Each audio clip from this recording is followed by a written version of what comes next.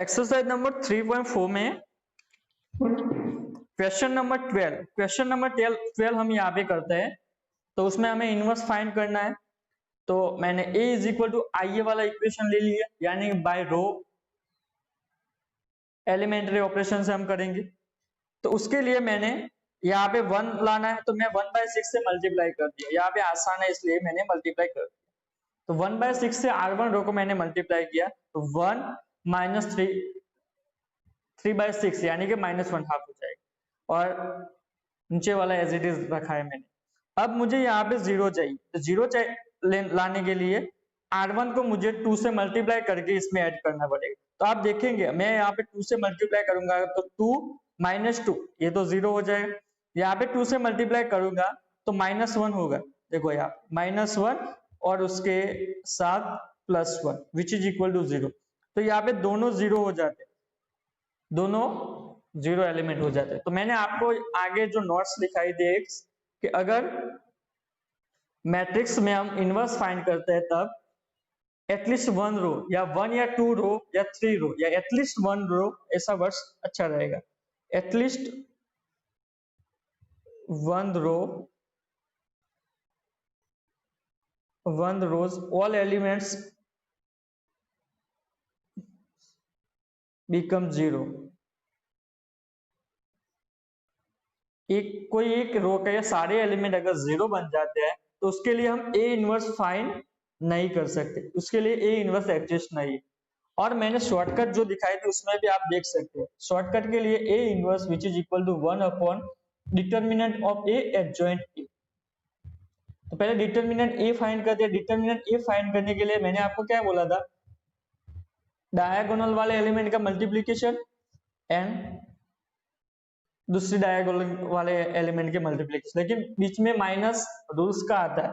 यानी कि यहाँ से देखो 6 फिर यहाँ पे फिर 6 होगा, लेकिन बीच में माइनस आता है विच इज इक्वल टू 0 हो जाएगा। और आपको पता है अगर मैं डिटर्मिनेंट ऑफ ए की वैल्यू यहाँ पे रखूंगा तो 1/0 तो डिफाइन होता ही नहीं। तो मैंने आपको बताया था कि डिनोमीटर में कभी 0 नहीं आना चाहिए। ओके, तो वही बात, यानी कि इसका मीनिंग क्या होता है कि ए इनवर्स एग्जिस्ट नहीं होता। तो यहाँ पर भी आप देख सकते हैं कि एग्जिस्ट नहीं होता। ओके,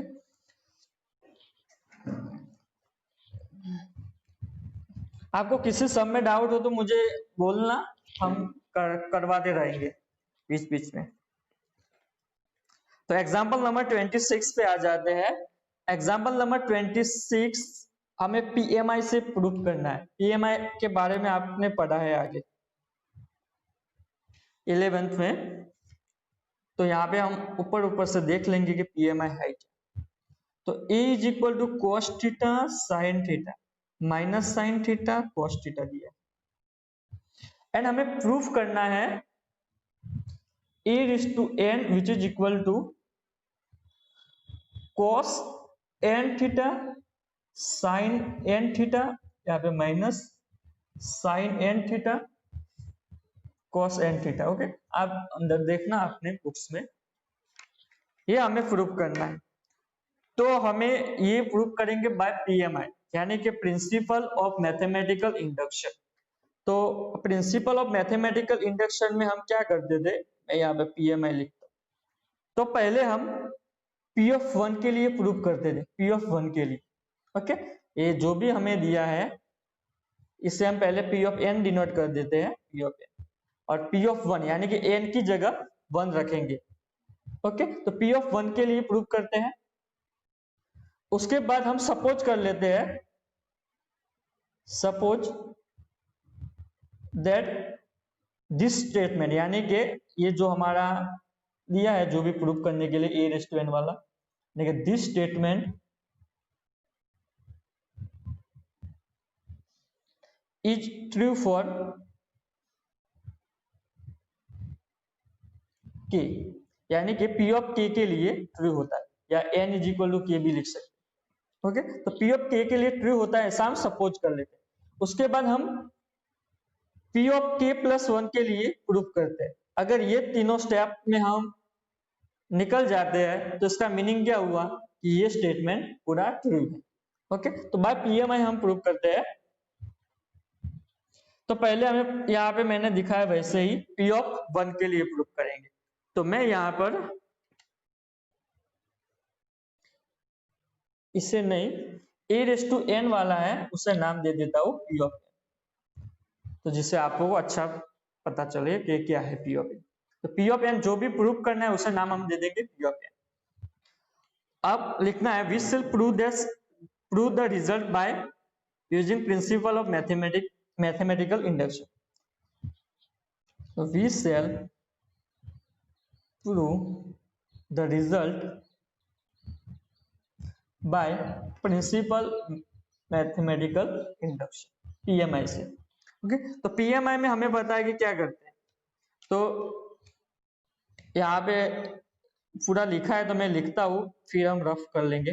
तो we have P of n क्या है, A मैट्रिक्स हमें दी है यहाँ पे, एंड देन हमें प्रूव करना है a⁴n मैट्रिक्स।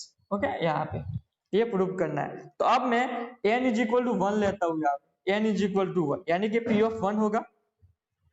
तो यहाँ पे पॉइंट लिखना for n which is equal to 1, n = 1 के लिए। तो P ऑफ 1 जेम यहाँ पे कॉलन करना P ऑफ 1 यानी कि जहां पर n है हमारा जो प्रूव करना है उसमें ही लिखना है।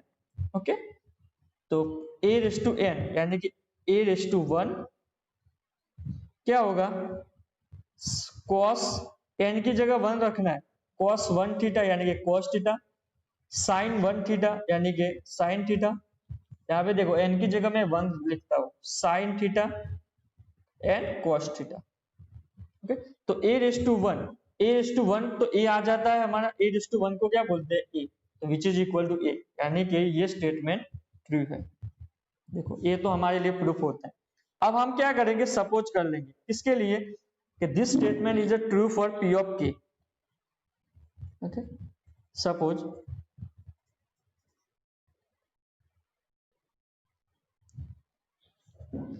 द रिजल्ट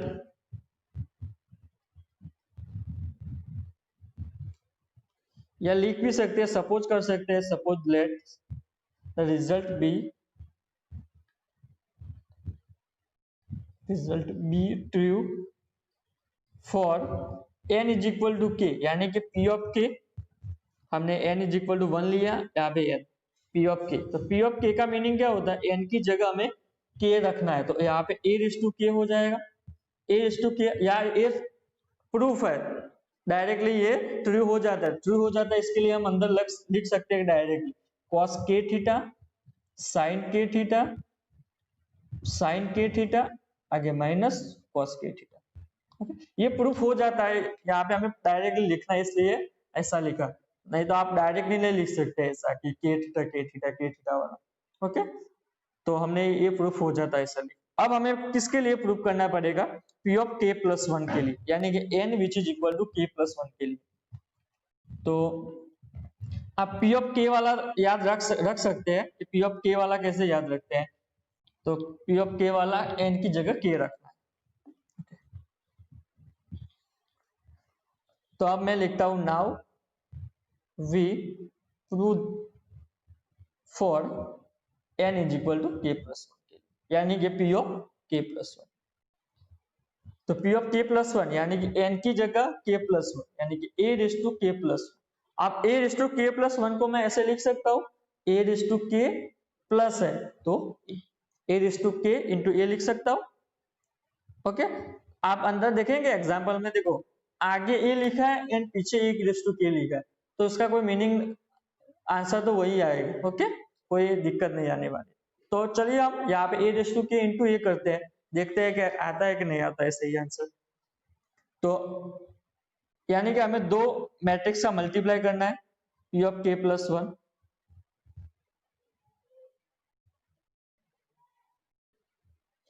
a⁴k मैट्रिक्स लिखनी है एंड a मैट्रिक्स लिखनी है। तो हमने आगे अभी जस्ट जो सपोज करके लिखा था कि a⁴k ट्रू है, तो वो मैट्रिक्स a⁴k लिख के लिए होगी। a⁴k में कौन सी मैट्रिक्स थी, n की जगह k ही था, तो cos k theta sin k theta minus sine k theta and यहाँ पे कॉस के थीटा, एन की जगह के, और ए मैट्रिक्स तो हमारे पास है, देखो ऊपर ही है A matrix, cos theta sine theta minus sine theta cos theta. आपको अभी तक ये समझ में नहीं आता होगा कि हम कर क्या रहे हैं के प्लस वन में। तो इन शॉर्ट हमें प्रूव क्या करना है, के प्लस वन के लिए ट्रू है, तो के प्लस वन के लिए ट्रू है, इसका मीनिंग क्या हुआ, यहाँ पे एन की जगह के प्लस वन रखे तो अंदर जो आंसर आना चाहिए हमें यहाँ पे प्रूव करके लाएंगे, वो क्या आएगा आंसर, एन की जगह के प्लस वन यानी k plus one theta sine k plus one theta sine k plus one theta और cos k plus one theta. ये हमें आंसर लाएंगे किसके बराबर, a raise to k plus one के बराबर। तो हम बोल सकते हैं कि a raise to k plus one के लिए भी ये हमें जो a रेस टू n है वो वाला जो हमें दिया है इक्वेशन वो सही से काम कर रहा है। ओके, आ जाना जल्दी से। तो हमें यही लाना है k प्लस वन वाला। तो आप यहाँ पर दो मैट्रिक्स दी हुई है, दो मैट्रिक्स का हमें क्या करना है, मल्टीप्लीकेशन ही करना है। फर्स्ट रो फर्स्ट कॉलम, तो यहां से देख सकते हो फर्स्ट रो यानी cos k theta cos theta, फिर बीच में प्लस आता है sin k theta sin theta, लेकिन देखो यहाँ पे माइनस sin थीटा है तो प्लस माइनस ही हो जाएगा, प्लस माइनस माइनस हो जाएगा यानी कि sin k theta sin theta. Okay, मैं ये लिख सकता हूँ। फिर फर्स्ट रो सेकंड कॉलम, तो देखो cos k theta sin theta यानी कि cos k theta sin theta. Okay, फिर बीच में प्लस आता है टूल्स का, cos k theta sin theta तो हो गया, फिर sin k theta cos theta sin k theta cos theta.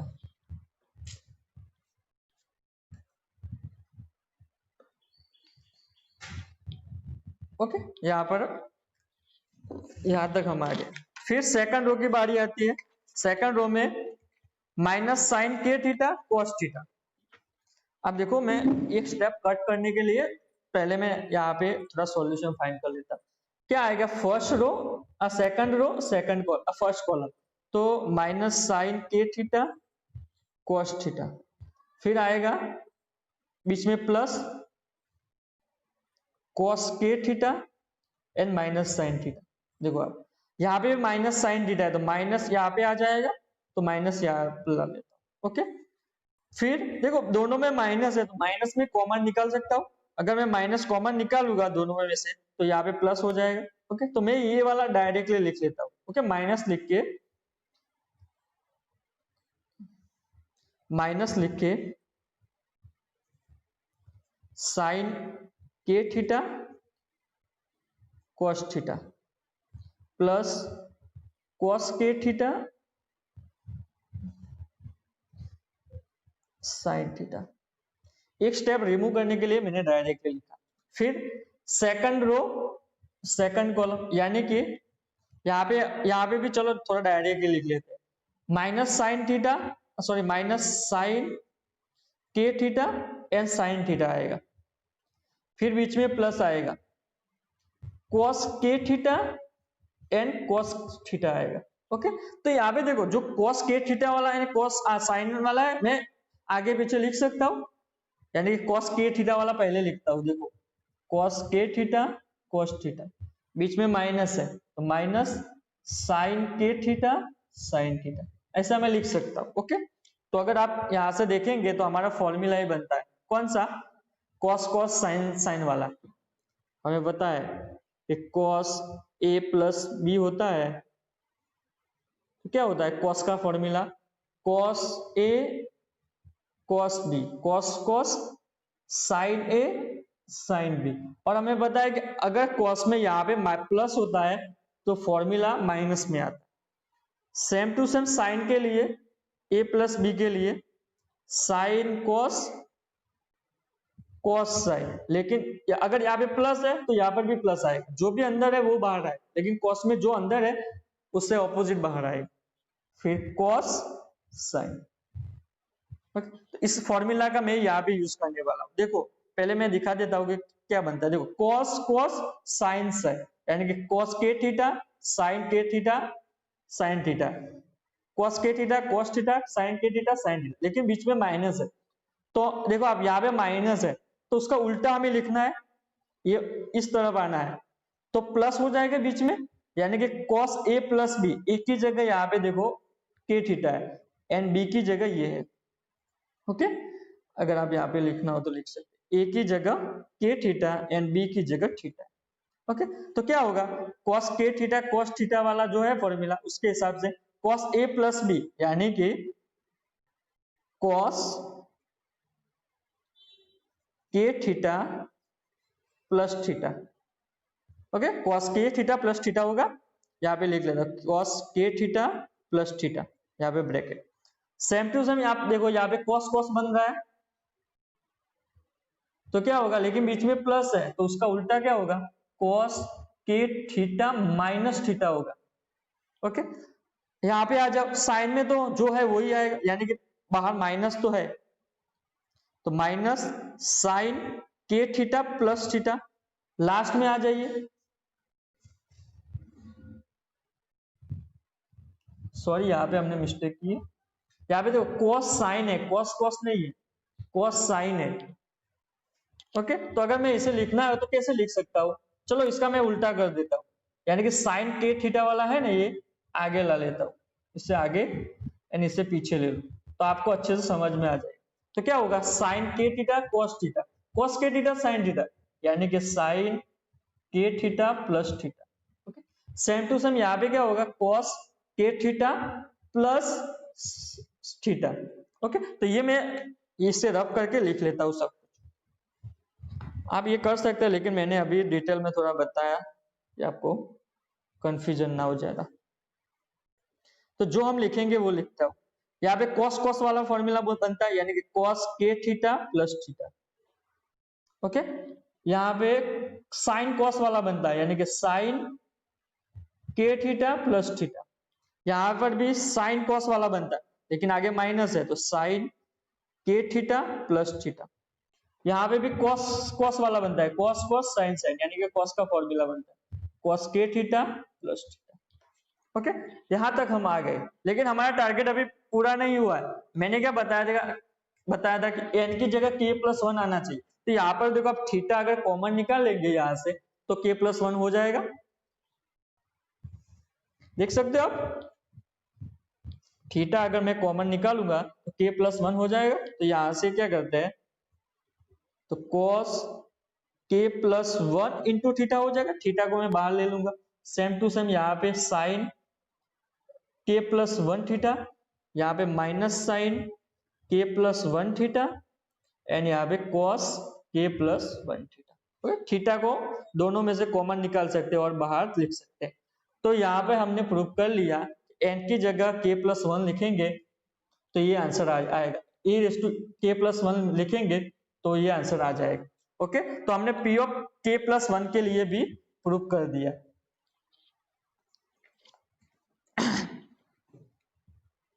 तो लिखना नहीं चाहिए, यहाँ पे लिख सकते हैं hence या therefore the result is true for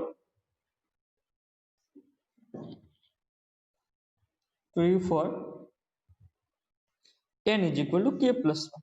okay, तो k प्लस वन के लिए भी ट्रू हो जाता है। तो हमने किसके लिए प्रूव किया पहले, n is equal to one, n is equal to k and उसके बाद n is equal to k plus one, यानी कि तीनों के लिए प्रूव कर दिया। तो ये क्या है, principal of mathematical induction.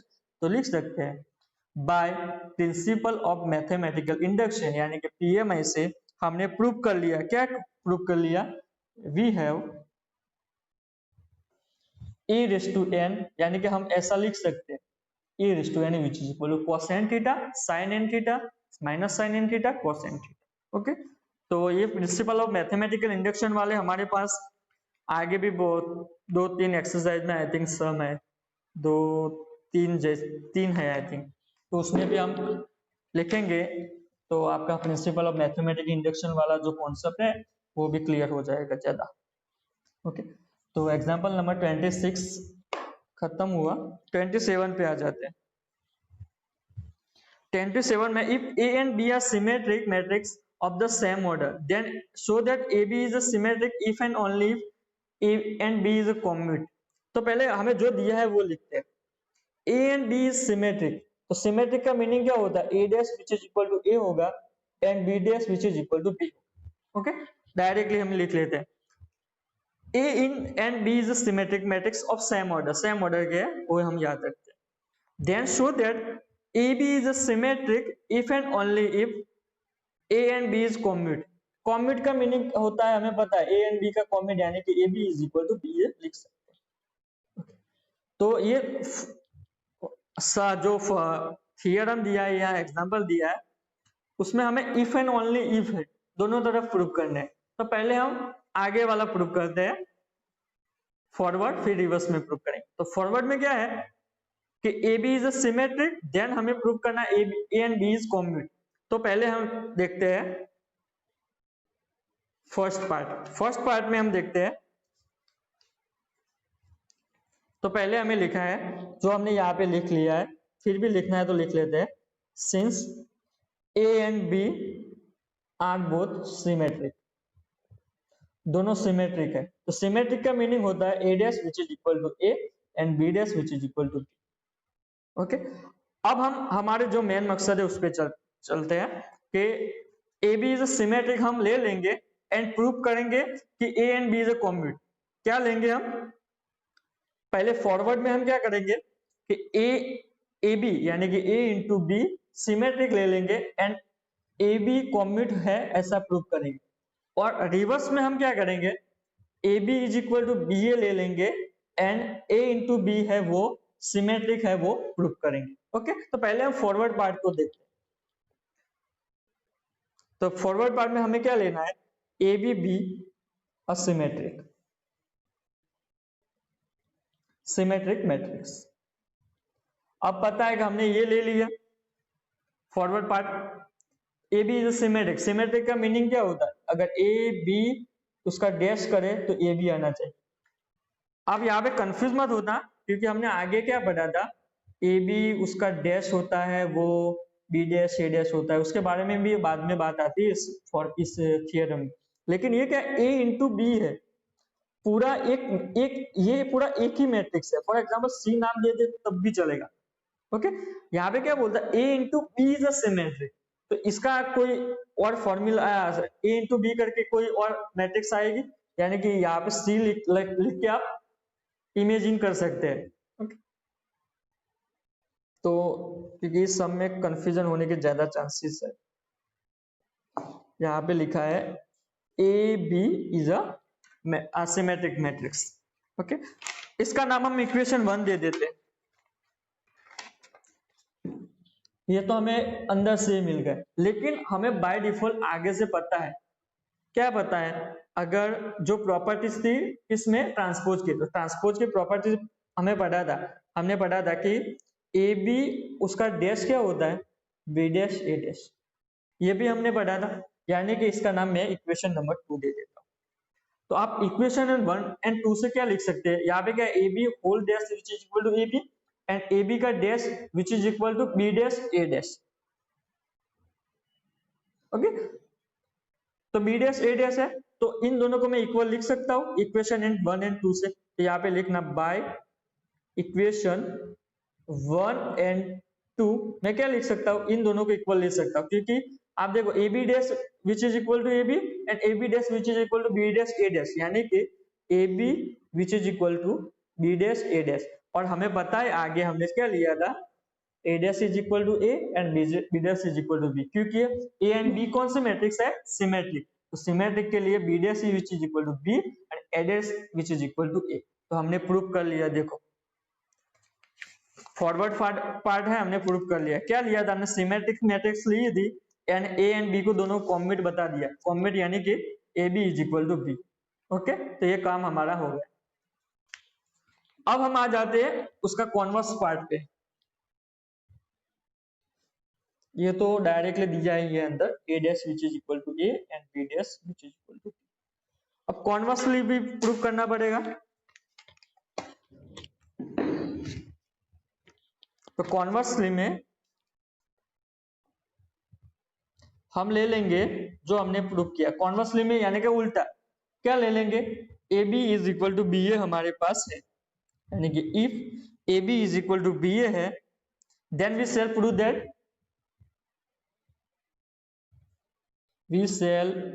Prove that हमें पता है क्या प्रूव करेंगे, A B is a symmetric, A B is symmetric हम प्रूव करेंगे। तो अब ए बी सिमेट्रिक प्रूव करना है, तो हमें पता है कि सिमेट्रिक एंड स्क्यू सिमेट्रिक कभी भी कुछ आता है ऑप्शन में तो डैश वाला याद रखना चाहिए, A B dash. A B dash का मीनिंग क्या होता है हमें पता है, B dash A dash. Okay, यहाँ पे देखना मैं फिर से समझाता हूँ, हमने क्या ले लिया है यहाँ पे, A B is equal to B A होता है ऐसा हमने मान लिया, यानी कि कॉन्वर्स पार्ट है, यानी कि ये तो राइट है। ओके, तो अब हमें प्रूव करना है कि A B is a symmetric है, तो बी डैश ए डैश होता है।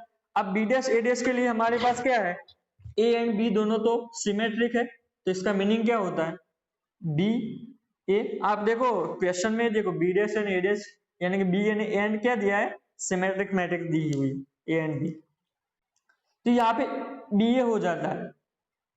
अब यहां से देखो B A and A B दोनों इक्वल है, तो यहां से मैं लिख सकता हूँ B A which is equal to A B, reason लिखना हो तो लिख सकते हैं A B which is equal to B.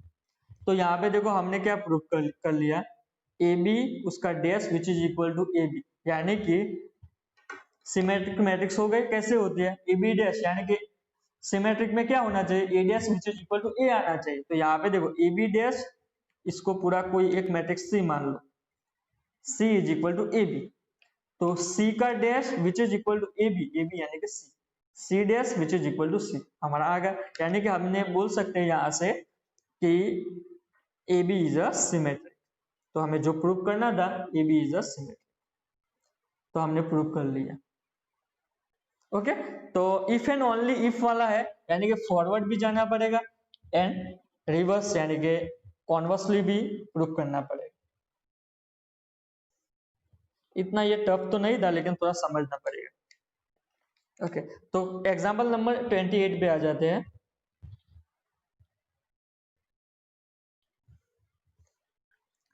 A B and C matrix दी हुई है, find the matrix D, D matrix हमें फाइंड करनी है, और एक इक्वेशन दिया है C D minus A B which is equal to 0। तो हमें यहाँ पे डी मैट्रिक्स फाइंड करनी है, डी मैट्रिक्स। ओके, एंड यहाँ पे देखो हमसे पता चल जाता है कि डी मैट्रिक्स कौन सी होगी, 2/2 ही होगी। डी मैट्रिक्स कौन सी होगी, 2/2 ही होगी, क्योंकि सी ए बी सी सब 2/2 दिया है, एंड यहाँ पे माइनस है, तो प्लस और माइनस में हमें पता है कि जो भी मैट्रिक्स होती है उसका ऑर्डर सेम होना चाहिए। दो मैट्रिक्स का एडिशन या सब्सट्रैक्शन कब हो सकता है, जब दोनों मैट्रिक्स का ऑर्डर सेम हो। तो यहाँ पे सी डी ए बी सब कुछ 2/2 में आएगी। तो यहाँ पे मैं सपोज करके लिख लेता हूँ, डी मैट्रिक्स हमें फाइंड करनी, तो सपोज हमारे पास जो डी मैट्रिक्स है वो ऐसी है, यहाँ पे A B C and D. Okay, ये मैट्रिक्स हमने सपोज कर ली, और हमें फाइंड क्या करना है, डी मैट्रिक्स फाइंड करनी है। तो डी मैट्रिक्स फाइंड करना है, इसका मीनिंग क्या हो, इसका इक्वेशन का यूज करके डी मैट्रिक्स हमें फाइंड करनी है। तो डी मैट्रिक्स में कौन कौन से एलिमेंट है, ए बी सी डी, यानी कि ए बी सी डी हमें फाइंड करने। तो यहाँ पे चलो इक्वेशन हमें दिया है C D minus A B which is equal to 0, तो वही इक्वेशन यहाँ पे लिख लेते हैं। सी मैट्रिक्स कौन सी है वो लिख लेते हैं। तो सी मैट्रिक्स हमारे पास है 2 5 3 8। डी मैट्रिक्स हमने सपोज की है वो है A B C D. In short हमें A B C D find करने। कैपिटल ए मैट्रिक्स है 2 -1 3 4, 2 -1 3 4, एंड कैपिटल बी मैट्रिक्स है 5 2 7 4।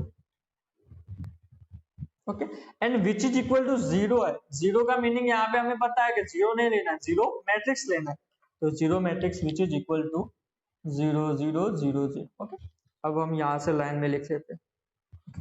अब हमें इस इक्वेशन को सॉल्व करके सिंप्लीफाई करना है, सॉल्व करके क्या फाइंड करना है, ए बी सी डी, यानी कि डी मैट्रिक्स। डी मैट्रिक्स हमें डायरेक्टली नहीं मिलेगी, ये डी मैट्रिक्स है। ओके, डायरेक्टली हम डी मैट्रिक्स फाइंड नहीं कर सकते, लेकिन एबीसीडी हम फाइंड करेंगे, फिर एबीसीडी जो भी आएंगे वो डी में एड पुट कर देंगे, तो हमारे डी मैट्रिक्स मिल जाएगी। तो यहाँ पे देखो, ये फर्स्ट मैट्रिक्स है, सेकंड, थर्ड, फोर्थ, तो इसमें इस दोनों के बीच में मल्टीप्लीकेशन है, तो मैं ऐसे ब्रैकेट करता हूं तो आपको अच्छे से, तो इन दोनों के बीच में मल्टीप्लीकेशन है, तो इन दोनों का मल्टीप्लीकेशन करता हूं और इन दोनों का मल्टीप्लीकेशन करता हूं, बाद में सबट्रैक्शन कर दूंगा। तो जो भी मल्टीप्लीकेशन आता है मैं लिख लेता हूं यहाँ पे 2a प्लस 5c, देखो फर्स्ट रो फर्स्ट कॉलम यानी कि 2a प्लस 5c, फिर यहाँ पे आएगा 2b plus 5d, 3a plus 8c and 3b plus 8d। Okay, इतना ही आता है, 3a plus 8d, 3a plus 8c। Okay, फिर यहाँ पे दूसरी मैट्रिक्स है, उसका भी सॉल्यूशन फाइंड करना है, मल्टीप्लीकेशन करना है, तो मल्टीप्लीकेशन आएगा 3 0 43 22। ओके, और which is equal to 0 matrix तो हमारे पास है। ओके, अब दूसरा ऑपरेशन क्या करेंगे, बीच में माइनस है तो ये वाला भी लगा लेते हैं, तो बीच में माइनस है तो माइनस हमें पता है कैसे करते हैं, कोरस्पॉन्डिंग एलिमेंट के साथ। 2a plus 5c minus 3, 2a plus 5c minus 3, यहाँ पे 2b प्लस 5d माइनस 0, वो तो नहीं लिखते, 3a plus 8c minus 43, 3b minus plus 8d minus 22, which is equal to 0 0 0। अब हम यहां से देख सकते हैं ये एक मैट्रिक्स है और यहाँ पर दूसरी मैट्रिक्स है, इन दोनों को इक्वल बताया, यानी कि इक्वल मैट्रिक्स वाला कॉन्सेप्ट आ गया। तो इक्वल मैट्रिक्स में हम दो मैट्रिक्स को इक्वल कब बोलते हैं, जब उनका ऑर्डर सेम हो एंड कॉरस्पॉन्डिंग एलिमेंट इक्वल हो, यानी कि 100% ट्विंस हो। ओके, तो इसका मीनिंग क्या होता है यहाँ पे ये एलिमेंट है तो ये दोनों इक्वल होने चाहिए, तो मैं यहाँ पे लिख सकता हूँ 2a plus 5c minus 3 which is equal to 0, इसे इक्वेशन नंबर 1 दे दो। सेम टू सेम यहाँ से 2b प्लस 5d यानी कि 2b plus 5d which is also equal to 0, equation number 2 दे दो। यहाँ पे इक्वेशन नंबर 3 आएगा and equation number 4 2b plus 8d minus 22 which is equal to 0। Okay, सबके साथ हमने कंपैरिजन कर लिया इक्वल टू। तो यहां से हमें देख सकते हैं आप कि 4 इक्वेशन मिल गए, और चारों इक्वेशन में से हम किसको फाइंड करेंगे, ए बी सी डी को फाइंड कर सकते हैं, ए सी बी डी। ओके, तो ये मैं आप पे छोड़ देता हूं कि आपको ये फाइंड करना है। ओके, और सॉल्यूशन भी अंदर दिया हुआ है तो आप देख सकते हैं। तो एबीसीडी फाइंड करना है। फॉर एग्जांपल एबीसीडी फाइंड करने के बाद यहाँ पे ए की वैल्यू आती है -191, बी की वैल्यू आती है -110, सी 77 एंड डी 44। ओके, तो ये वैल्यू हमें मिल गए। अब हम क्या करेंगे, ये चारों वैल्यू को डी हमारी मैट्रिक्स है उसमें ऐड कर देंगे, तो डी मैट्रिक्स में ए बी सी डी रख देंगे तो यही मैट्रिक्स बन जाएगी। मैंने A B C D line में लिखा है। ओके, तो ये हमारा आंसर लास्ट में हो जाएगा।